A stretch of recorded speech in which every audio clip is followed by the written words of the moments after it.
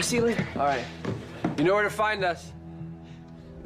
क्या होता अगर हमें स्पाइडरमैन नो वे होम की एक और थोड़ी सी ऑल्टरनेट एंडिंग देखने को मिलती और जिसमें हमें ये क्लियरली बता दिया जाता कि हमें इस फिल्म के बाद भी अपने दोनों पुराने वाले स्पाइडरमैन फिर से देखने को मिलेंगे ऑफिशियली। तो सुन के मजा आ रहा है ना, बट ऐसा होते होते रह गया। मतलब कि ऐसा ही एक सीन शूट तो हुआ था बट वो एडिटिंग टेबल से आगे बढ़ने में नाकाम रहा।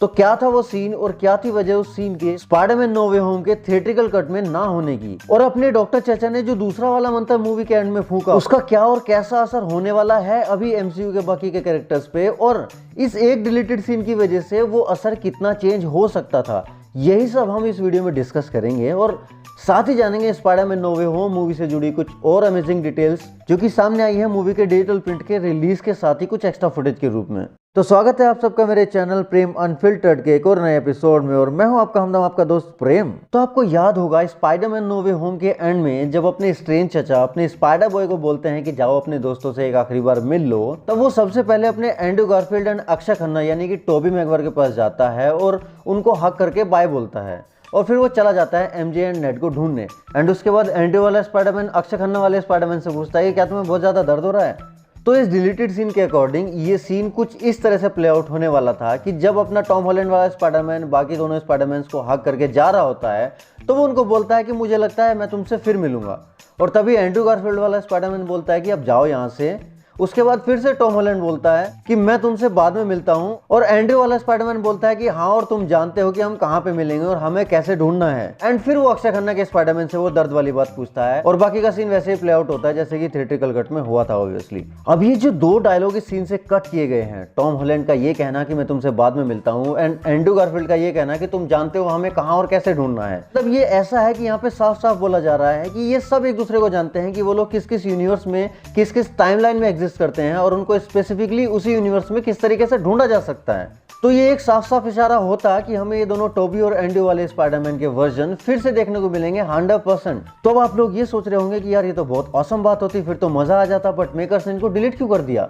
तो सिंपल सी बात है बाबू मुशाई कि अगर ये सीन डिलीट नहीं किया गया होता तो क्या हम फैंस जो डिमांड स्टूडियो से कर रहे हैं कि स्पाइडरमैन 4 और द अमेजिंग स्पाइडरमैन 3 को जल्दी लेके आओ, क्या वो सब करते?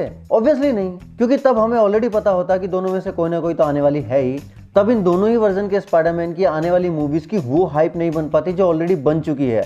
आई मीन मूवी के आने के नेक्स्ट डे से ही the amazing Spiderman 3 and Spiderman 4 social media के ऊपर ट्रेंड कर रहा था लिटरली। एंड एक दूसरा बड़ा सवाल जो हम लोगों के सामने मुंह आए खड़ा है कि भाई अपने डॉक्टर साहब ने जो मंत्र फूंका था इस मूवी के एंड में उसका असल में क्या इंपैक्ट हुआ है। असल में फाइनल वाला जो स्पेल था वो ये नहीं था कि सब भूल जाएं कि पीटर पार्कर स्पाइडरमैन है, बल्कि वो ये था कि सब भूल जाएंगे कि असल में पीटर पार्कर कौन है, विच मीन्स कि अब सब लोग यही भूल जाएंगे कि असल में पीटर पार्कर नाम का कोई प्राणी एग्जिस्ट भी करता था धरती पे। तो जब किसी को यही याद नहीं रहेगा कि पीटर पार्कर भी था कोई, तो ऑब्वियसली किसी को यह भी पता नहीं होगा कि पीटर पार्कर ही स्पाइडरमैन है। तो ऑब्वियसली यहाँ पे पीटर की आइडेंटिटी रिवील वाली प्रॉब्लम तो सोल्व हो गई, बट उसके सामने एक एग्जिस्टेंशियल क्राइसिस खड़ा हो गया कि अब वो इस पूरी दुनिया में अकेला था, अब उसे कोई नहीं जानता। ये जानना तो छोड़ो कि वो स्पाइडरमैन है, अब कोई ये भी नहीं जानता कि वो पीटर पार्कर है, इवन हैप्पी भी नहीं जानता, जैसा कि हमने मूवी के लास्ट में देखा। अब लोगों की मेमोरी से पीटर पार्कर डिलीट हो गया ये तो समझ आता है, बट क्या उसके सभी डिजिटल रिकॉर्ड से भी उसका नाम वाइप हो गया, ये एक बड़ा सवाल है। डॉक्टर स्ट्रेंज के स्पेल ने उसकी पुरानी लाइफ को खत्म नहीं किया है, वो एग्जिस्ट करती है, बस लोगों के दिमाग से उस लाइफ की यादें मिटा दी गई हैं। बट वो जिस स्कूल में पढ़ता था वहां के डॉक्यूमेंट्स का क्या, वहां डेली उसकी जो अटेंडेंस लगती होगी उसका क्या। उसने एमजे और नेट के साथ अपनी लाइफ का इतना इंपॉर्टेंट फेज स्पेंड किया था अपने स्कूल डेज का, और वो लोग इतना स्मार्टफोन यूज करते थे तो ऑब्वियसली उन लोगों ने स्पेशल ओकेजन्स पे कुछ फोटोज भी क्लिक की होंगी साथ में, उन फोटोज का क्या। और वो सब तो छोड़ो, एमजे जो हर वक्त हर चीज की ड्राइंग बनाती रहती थी, स्केच बनाती रहती थी, उसने पीटर की भी तो स्केच बनाई होंगी, उन सब का क्या। लोग जब पीटर पार्कर की पुरानी लाइफ के डिजिटल रिकॉर्ड्स देखेंगे उनको समझ नहीं आएगा कि ये बंदा कौन है। तो ऐसा हो सकता है कि इन सारे सवालों के जवाब हमें एमसीयू के किसी आने वाले प्रोजेक्ट में या फिर स्पाइडरमैन 4 में ही देखने को मिले। तब तक तो बस हम थ्योरीज बना सकते हैं। अब अगर बात करूं कि वो डिलीटेड सीन इस स्पेल को कैसे हैम्पर कर सकता था, तो अगर सिर्फ इस एक डिलीटेड सीन को मूवी में दिखा दिया जाता तो ये बात कंफर्म हो जाती कि एटलीस्ट कुछ लोग हैं जो अभी भी जानते हैं कि पीटर पार्कर कौन है, यानी कि दूसरे यूनिवर्स के पीटर पार्कर खुद।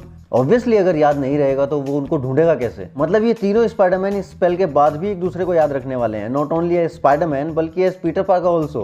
तो ये एक तरह का ग्लिच हो जाता है स्ट्रेंज के स्पेल में। और मेकर्स अभी किसी भी तरह की कोई कंफर्मेशन देना नहीं चाहते थे कि स्ट्रेंज के स्पेल ने किस तरह से काम किया है, क्योंकि वो उसको आगे आने वाली स्टोरीज के हिसाब से मोल्ड करके चलेंगे, जैसा भी स्टोरी लाइन को सूट करेगा। एंड अगर दूसरे यूनिवर्स के टोबी मैगवायर वाले पीटर पार्कर को याद रहता है कि ये वाला पीटर पार्कर कौन है, तो एक टाइम पे उसके साथ जुड़े टोफर ग्रेस वाले वेनम सिम्बियोट को भी याद रह सकता है। एंड हाई माइंड के थ्रू जुड़े दुनिया के सारे सिम्बियोट के साथ साथ एडी ब्रॉक वाले सिम्बियोट को भी याद रह सकता है। तो मूवी में जो मिड क्रेडिट सीन हमें देखने को मिला, जिसमें कि वेनम एमसीयू में अपना बच्चा देके सोनी के यूनिवर्स में वापस चला जाता है, उसका मीनिंग कहीं ना कहीं ड्रॉप हो जाता, क्योंकि उस सीन के अकॉर्डिंग अब एमसीयू में जल्दी ही सिम्बियोट सागा शुरू होने वाली है, शायद स्पाइडरमैन 4 से। एंड उसमें हमें एक नया वेनम देखने को मिलेगा। बट अगर टॉम हार्डी के वेनम को पता है कि पीटर पार्कर कौन है, तो क्या उसको खुजली नहीं होगी यहाँ वापस आने की?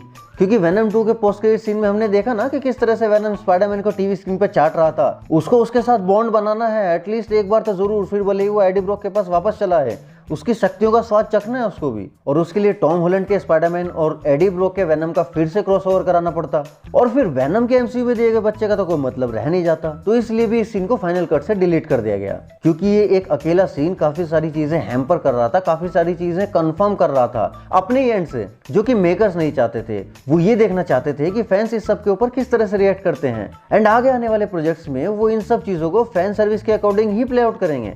तो बस इस वीडियो में इतना ही। मुझे जरूर बताना ये वीडियो कैसी लगी। अगर आपको मेरी थ्योरी पसंद आई तो प्लीज वीडियो को लाइक जरूर करना, और अगर ये थ्योरी पसंद नहीं आई तो फिर अपनी थ्योरी कमेंट्स में मेरे साथ जरूर शेयर करना। और अगर इसके अलावा कुछ और शेयर करना है या अपने दिल की बात करनी है तो मैं इंस्टाग्राम पे भी विराजमान हूँ, वहां पे मिलते हैं। वरना मिलते हैं नेक्स्ट वीडियो में, तब तक के लिए सायनारा।